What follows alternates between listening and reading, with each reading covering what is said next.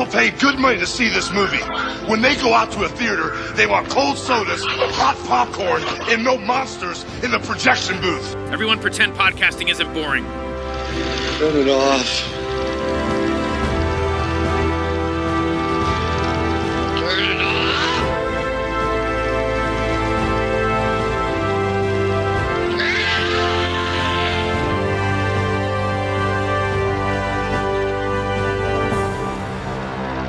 We would never expect Stephen King to secretly conduct espionage, or Jason Bourne to retire from his spy work to pen 49 beloved books. But then, how do you explain Roald Dahl? Forget the image you have of him. During the war, Roald Dahl was a spy for British intelligence. The Roald Dahl I'm about to introduce you to operated in the shadows of World War II as a dashing British spy. Hey folks, welcome to a special episode of The Projection Booth. I'm your host, Mike White.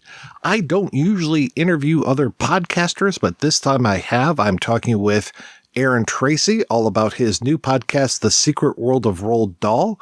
It is a new series that is out. It's available on iHeartRadio as well as a whole other platforms, where you usually get your podcasts.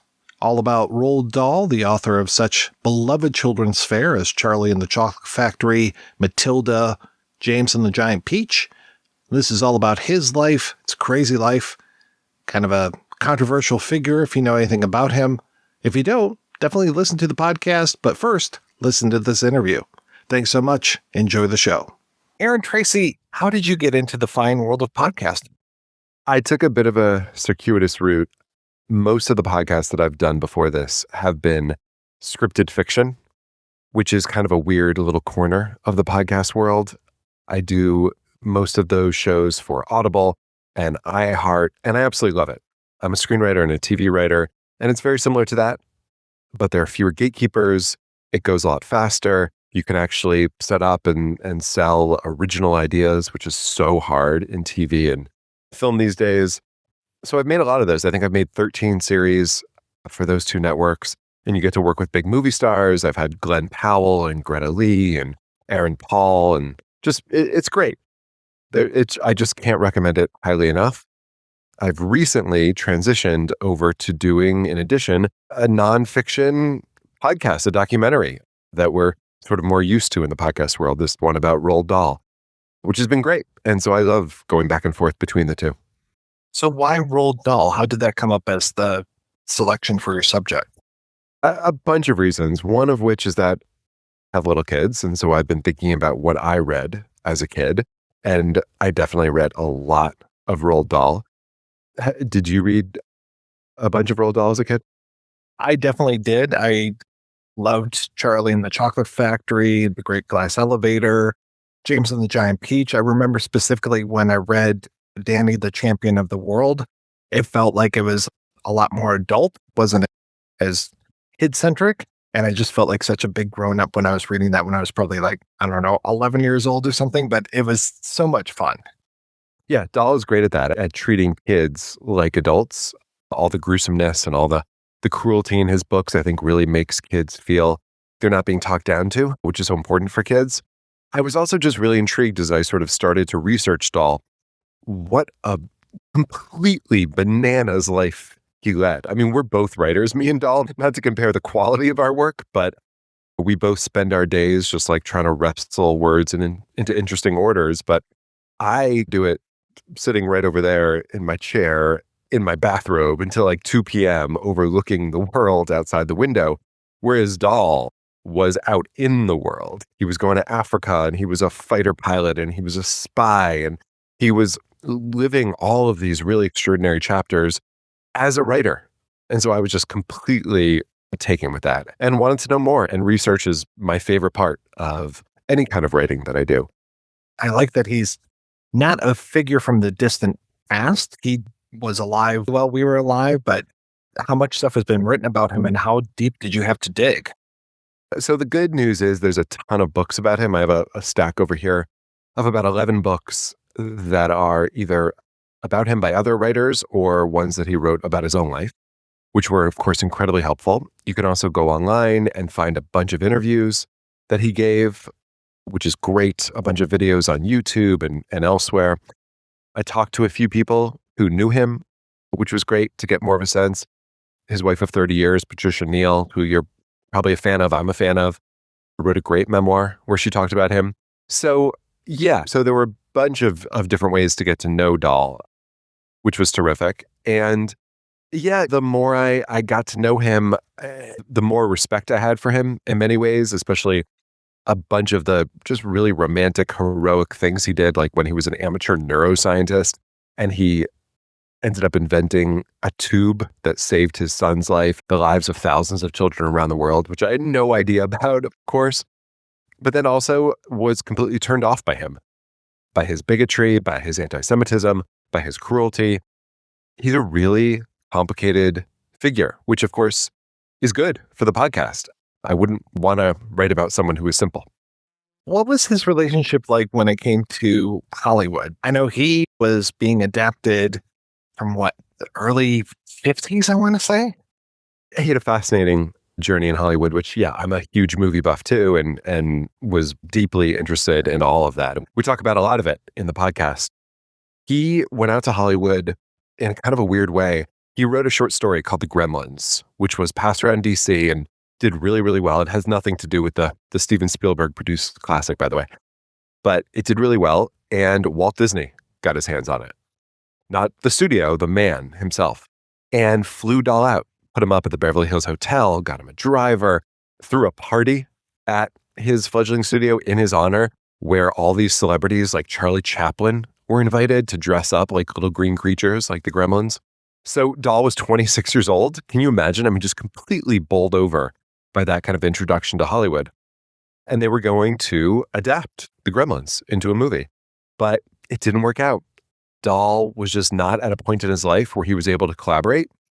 And so even though Disney was spending a lot of money on the project and literally took out advertisements for the movie before the script was even finished, they just couldn't make it work. And when you look back, it does kind of make sense. Like Dahl and Disney don't really make sense together. You know, they have such different outlooks, such different points of view on the world, different aesthetics, different tones. But Dahl didn't give up. He wanted to stay in Hollywood. He wanted to continue writing movies. He had the bug. And so he kept at it. And, you know, I talk about this in the podcast, but there are so many cautionary tales of great writers who moved out to Hollywood and just fell flat.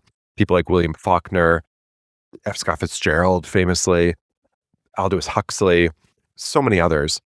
And Dahl was in danger of becoming one of them. He wrote a screenplay for Robert Altman called Oh Death, Where Is Thy Sting-a-ling-a-ling? And that looked, ridiculous title, but that looked like it was going to be his first produced credit. And they actually cast Gregory Peck in the lead role. And the reason it may not sound familiar to you is because they shot for a couple weeks. And then the head of the studio looked at the dailies and said, no, thank you. This is bad. And pulled the plug. So Dahl got so close he could taste it and had the rug pulled out. But he continued to persist. And that screenplay for Oh Death, Where Is Thy Sting-a-ling-a-ling got into the hands of the producers of James Bond.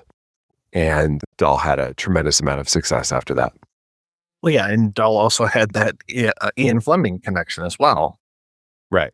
Part of the reason that Broccoli turned to Dahl for James Bond, and this was the 5th James Bond film to write the screenplay, is because, one, he loved the screenplay for the Robert Altman film, but also, as you say, yeah, Dahl was a spy with Ian Fleming in a group called the Irregulars during World War II, working for MI6. So Dahl was able to bring his own experiences as a, literally as a spy working in a foreign land, committing sabotage to the screenplay for You Only Live Twice. You talked about his feature work, but I'm curious about his work on television because he wrote one of the most famous episodes of Alfred Hitchcock Presents that has ever been made. Yeah. Hitchcock was right in the middle of his run, which, I mean, you could argue, I'd be curious for your opinion, maybe the best run by any director of all time, American, British, anything. And that was the period that led up to Psycho. And so he was so busy making all of those great films in that decade that when he was offered a TV show, he just didn't have as much time to focus on the writing. And so he needed a large stable of writers to come in and help. And so he turned to all sorts of interesting writers. I mean, his movies, of course, were written by people like John Steinbeck and Ernest Lehman. But for the TV show, he was willing to give writers without credits a shot. And so he read in a magazine a short story that Dahl wrote called Lamb to the Slaughter. And he was just tickled by it. And you can see as much as sort of Disney and Dahl made no sense together, Hitchcock and Dahl are a perfect fit, right? They both have that very dark, wry British aesthetic. They both love twist endings. They both love the macabre and just the gruesome elements of storytelling.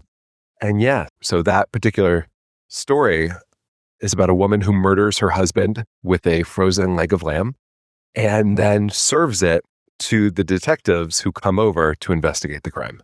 So it's just this like delicious short story that they made into one of the most perfect TV shows of all time, I think. Well, that's funny because I wasn't even talking about that one. I was talking about Man from the South. Also a great one. Yes. Also very Hitchcockian, very Dahlian. So that one has been remade a bunch, including, I think a lot of people, I'm sure you know, but I think a lot of people forget that even Quentin Tarantino adapted that with Bruce Willis for his segment of Four Rooms. But yeah, that's the story of a guy who goes around making bets, and the stakes of the bet are your pinky finger. So if you lose, he will literally chop off your pinky finger. And he is this gruesome collection of them. And Hitchcock, again, was tickled by it, loved it, and it became an iconic episode of his show. What was Dahl's involvement when it came to Tales of the Unexpected? I'm a huge fan of horror anthology type shows, and this one I'm not really that familiar with yet. So that was a show that ran in Dahl's old age. It was from 1979 to 1988. So it ended a couple years before Dahl died. But yeah, it was a British anthology series. It was very much the sort of the forebear of Black Mirror and the Twilight Zone revival. I mean, it obviously was influenced a lot by the original Twilight Zone. But it was a series of, just like the Alfred Hitchcock show, it was a series of individual short stories based on Dahl's work entirely for the first couple seasons, when it was great. And then it really fell off when Dahl ran out of short stories to adapt and they had to bring on others. But it really made Dahl famous. It made him a television star. We know him in America from the children's books and the film adaptations, but in the UK, they know him as this sort of grandfatherly figure who would sit in his big comfy chair with a writing desk on his lap and introduce this TV show every Sunday night. I know he wrote at least one movie that Patricia Neal was in with The Night Digger. I'm not familiar with that movie. Have you had a chance to see it? No, it's hard to get your hands on. Yeah, he and Patricia Neal chose not to work together too much. I mean, part of that was just practicality. They had 5 kids, and so someone had to be taking care of the kids. It's hard to work together. But he was very instrumental in her career. He would often read the scripts that she was sent and give his 2 cents about whether or not it was worth her time to star in it.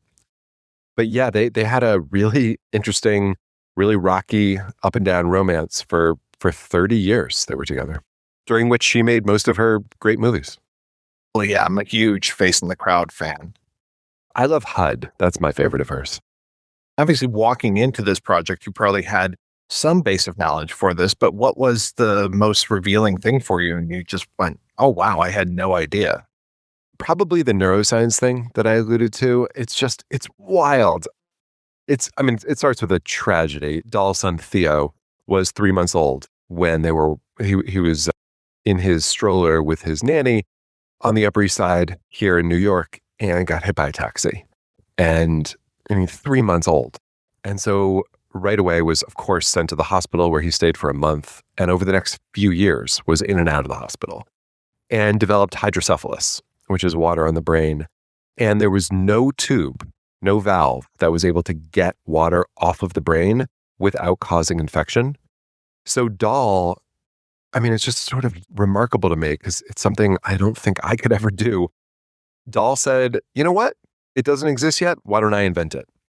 So he called a neuroscientist he knew, and he called a toy maker that he knew. And the 3 of them got together in a room. I think of it like a writer's room that he had sort of learned from Disney. And they just threw ideas at the board until they came up with a valve that would actually successfully get water off of the brain without causing infection. And it was so successful. It's called the Roald Dahl Till valve. And it was so successful that they decided not to make any money from it, and so that it could be distributed widely. And it was distributed around the world. And it's been used in over 3,000 children. It's just remarkable to me that it's the same guy who's a children's author and an adult writer, but a writer who just decided, you know what, I'm going to figure this out. And he did. Like you said, a very complicated man as well. These days, unfortunately, I think you mentioned Roald Dahl and people are just like, oh, the virulent racist. And it's like, no, there's so much more. But it's got to be a challenge for you to be able to balance all of those pieces of his personality. I do not excuse him for the anti-Semitism and the bigotry. Certainly very personal issues for me. But while I'm not excusing him, I do think it's interesting to get a picture of the man in full. He experienced a lot of tragedies in his life. I mean, a lot. I have a lot of sympathy for the guy, which again, does not excuse his bigotry or anti-Semitism, but it does make it for an interesting profile of the guy. And like I said, he also did a lot of really great things, like coming up with that valve to save his son. Going back to the movies, did you have to watch a lot of his stuff just to get more of a flavor? Obviously, growing up, you probably watched a lot of it. And then there's certain adaptations, because it feels like his adaptations go in waves where it's like, when I was a kid, we watched Willy Wonka and the Chocolate Factory. Now kids are probably watching, maybe, hopefully not, Charlie and the Chocolate Factory. And then know that Netflix, you mentioned in one of your episodes that Netflix has paid for all these rights. So there's going to be yet another Charlie and the Chocolate Factory adaptation. Those Charlie and the Chocolate Factory adaptations are interesting. It's the 1971 film, the classic with Gene Wilder, is warm and theatrical and slightly sinister, but it's ultimately pretty safe. It feels like family entertainment from the 70s. The 2005 Tim Burton version is gothic and psychologically strange and interested in trauma. And then the 2023 version with Chalamet is like a TikTok era IP play, just like optimistic and musical and designed for global markets. So it just feels to me like Wonka is basically a Rorschach test for whatever era is adapting him. I was a big fan of the Gene Wilder movie, for sure. That's the one I grew up with. It's got a fascinating story behind it. It was fully funded by the Quaker Oats Company, which I've never heard of another movie being funded by a cereal company. And if you go back and you watch that opening title sequence, you will see, in small print on the bottom right corner, like a Quaker Oats Company production. I mean, it's so bananas.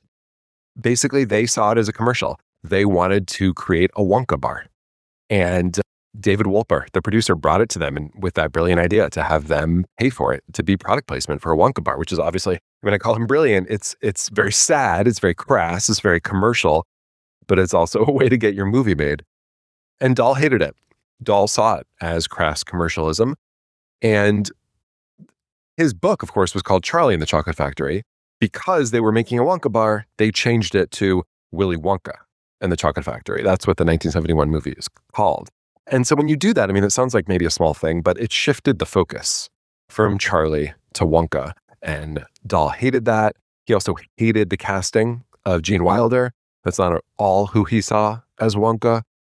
And so even though he wrote the screenplay, he despised it, he disowned it, and he never allowed another adaptation during his life. I didn't realize that there were other adaptations, even of like James and the Giant Peach, from like 71, I want to say, and just looking at some of the images, just seeing people playing the insects. And then you have that, to me, beautiful Henry Selick film that came out that just really captured, again, that gothic stuff. Like his relationship with Burton is a very interesting one. And then even thinking of things like Matilda, that's a beloved film by certain people because I aged out by that time. But then I know now even there's Matilda, the stage play. People were talking about going to the musical of Matilda, which didn't even know was a thing. It's huge. Yeah, it was on Broadway forever. I saw it there. It goes around the world. Yeah, he is so just ripe for adaptation. I think because he writes in the same way like Greek mythology taps into our greatest fears, he does the same. It's all of his stories are about cruelty of adults against children and just how unfair and scary the world is. And so that speaks to all of us, whether we're kids or not. The structure of his books feel a little bit like movies. I mean, they're so perfectly designed. You have a clear protagonist with clear intentions, clear obstacles, a looming threat. You almost always have a really interesting twist, either halfway through or at the end. I mean, they're tailor-made for film adaptations. And then how is it for you when it comes to structure and saying like, okay, how many episodes is this? I'm going to divide them this way. I'm going to concentrate on this over here and this over here. Because again, you're talking about a man's life, but there is a lot of real structure to like, now he's a spy. Now he's an author. It's not as clear cut as that, I'm sure. Yeah. Well, I knew I didn't want to do a cradle to the grave. I get so bored by those, that kind of behind the music, VH1, music biopics. Like I didn't want to do that. So Dahl's life, I realized pretty early in my research, really does lend itself to breaking up into chapters. He lived this life that the way I always think about it is he lost his father when he was 3 years old. And so he was constantly searching for his identity and what it meant to be a man. And so he went into all of these different worlds that feel like a child's imagining of what it means to be a man. So like, for instance, first he started as a businessman working for Shell Oil. That didn't quite take. So then he became a fighter pilot. And after being a fighter pilot, he became a spy and a playboy. And after that, he became a writer of adult muscular fiction for places like The New Yorker. And then he became a screenwriter. And then he became a children's author. So all of these different worlds. And so it's not quite as cut and dry as each one of those is an episode, but it's a little bit like that. And I wanted to start the first episode, The Irregulars, is about his work as a spy, both because I find it so fascinating and so interesting. I wanted to sort of, jumpstart the series with it, but also because I think it really does color how we see the rest of his life. I've never done a scripted podcast, and I'm curious, how long does it take to record an episode? Well, I guess there's the writing and then the recording and then the production. I love the use of music in your episodes. Oh, cool. Thank you. We have an extraordinary sound engineer and designer and editor. His name's Mark Henry Phillips. His claim to fame, for me anyway, is that he wrote the music for season 1 of Serial, which is, of course, the biggest podcast of all time. And you can probably even hear that music in your head. That's Mark. He also worked on a bunch of other really great podcasts, and we were really lucky to have him. So yeah, he's behind the music in the show. Yeah, I mean, there's a big difference between, so this show, The Secret World of Roald Dahl, is narrative nonfiction, really research-based. And yes, it's written. In other words, I wrote out my narration and I interrupt it with clips and stuff like that. But very different than the audio dramas that I write for iHeart and for Audible, which are full scripts, 30 to 35 page scripts, just like TV scripts or movie scripts. Those take a really long time to write and to produce. One reason being that we try to get big stars and you have to work around their schedules, which takes forever.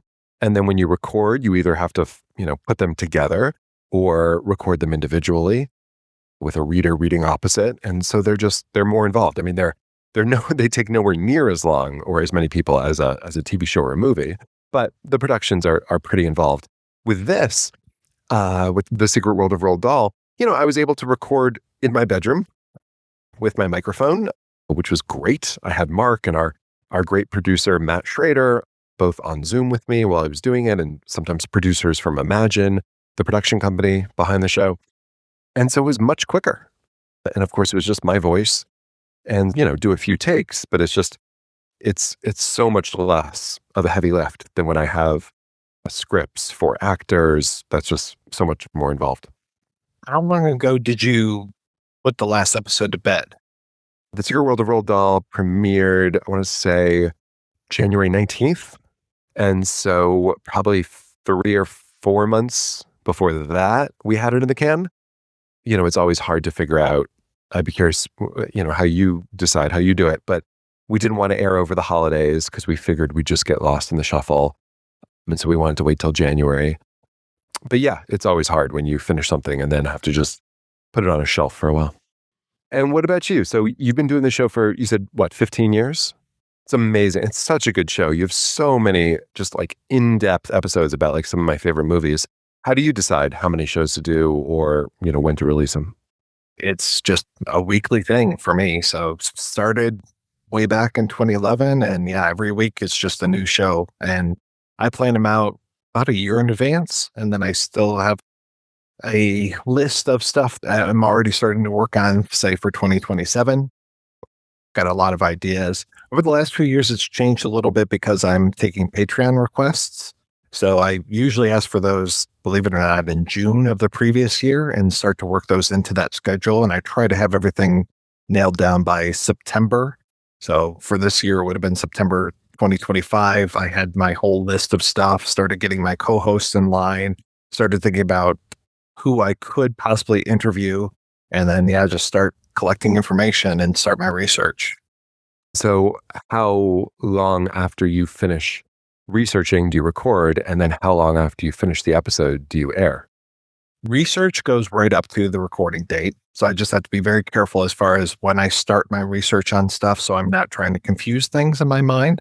So I usually have a few week period of time where like over the last 2 weeks, I've collected a whole lot of information already about the movie I'm recording about on Sunday, and have now for the last few weeks, I've been reading about that. And then as soon as I'm done recording that episode, I have to pick up the next stuff to start prepping for the next one. And then I'm only running maybe a few weeks ahead when it comes to the recordings. So I always have to be very careful about scheduling. But I can always make adjustments. I don't have anybody breathing down my neck, which is nice. I don't owe Imagine Entertainment anything. And then it's like, I usually start to edit like 3 days before, and I'm always at the last minute for the episode being done, which I wish there was more time between those. How many times typically do you watch a movie that you're going to be talking about? At least 2 or 3. As soon as I start to think about covering a movie, I usually will watch it just to make sure I'm on the right page. And then if I interview somebody, I will watch it, and that could be a few times. And then before we record, I will watch it usually at least twice back to back. Love that. Well, yeah, incredibly fun. Yeah.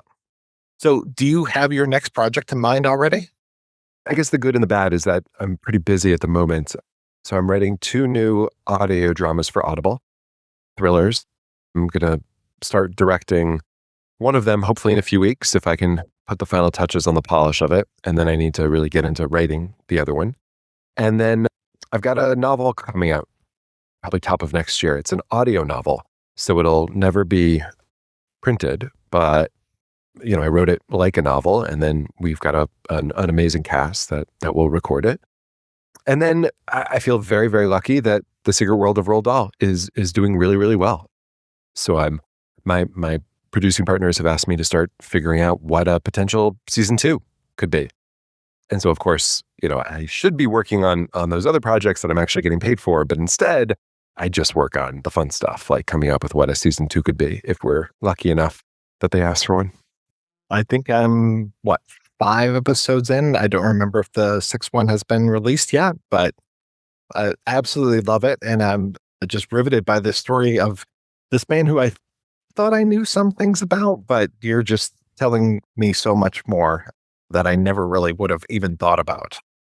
Fantastic. That's very much the idea. I want you to walk away from this feeling like, yes, you thought you knew the guy, but you do not know him at all. And there's just so much in him. And for your fans and for you, because I'm such a movie buff, we really go deep into his Hollywood journey, and then also go through all the adaptations. I bring on David Bianculli, the Fresh Air TV critic, to talk about the Hitchcock TV show, to talk about Tales of the Unexpected, and to talk about all these really interesting adaptations. Like, Wes Anderson has now made a bunch of Dahl adaptations for Netflix. And I don't know if that's TV or movies. I'm not sure there's a difference anymore when it comes to streaming. But so we really go deep on all of those too. Where's the best place for people to keep up with you and your work? People can just go to my website. My company is called Parallax. And so the website is listentoparallax.com. Yeah, all my shows are on there. And then, if people want to The Secret World of Roald Dahl, they can do that wherever. Apple, Spotify, Pocket Casts, whatever they like. Aaron, thank you so much for your time today. This was fantastic. Thank you. Such a treat to be on here. Seriously, I've listened to so many episodes of your podcast. It's so good. I'm so jealous that you just get to do this. It's great.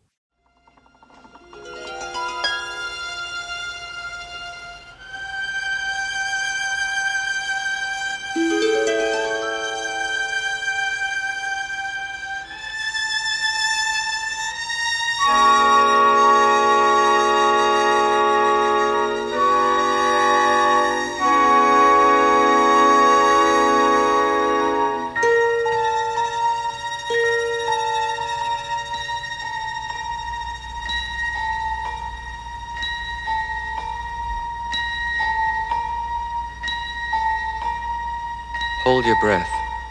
Make a wish. Count to 3. Come with me, and you'll be in a world of pure imagination. Take a look, and you'll see into your imagination.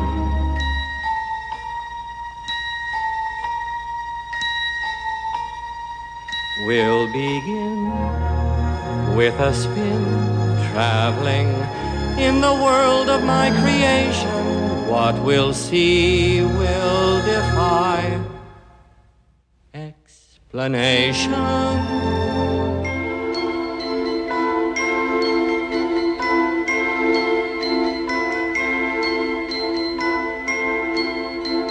If you want to view paradise, simply look around and view it. Anything you want to do it. Want to change the world. There's nothing to it.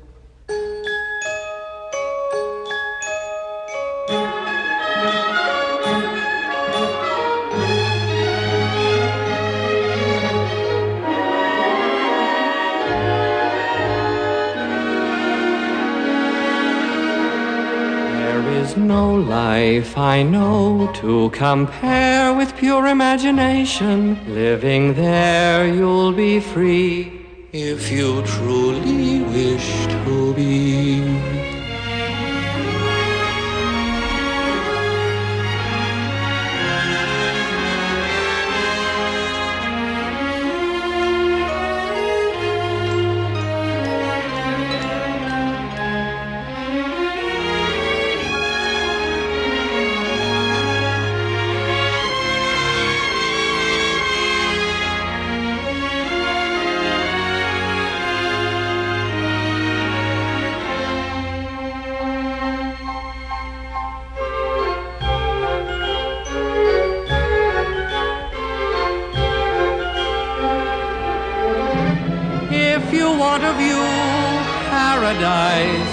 Simply look around and view it.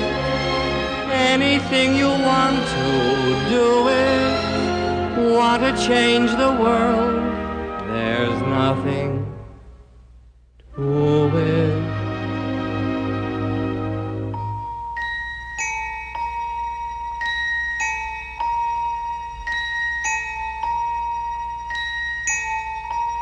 There is no life I know to compare with pure imagination. Living there, you'll be free if you truly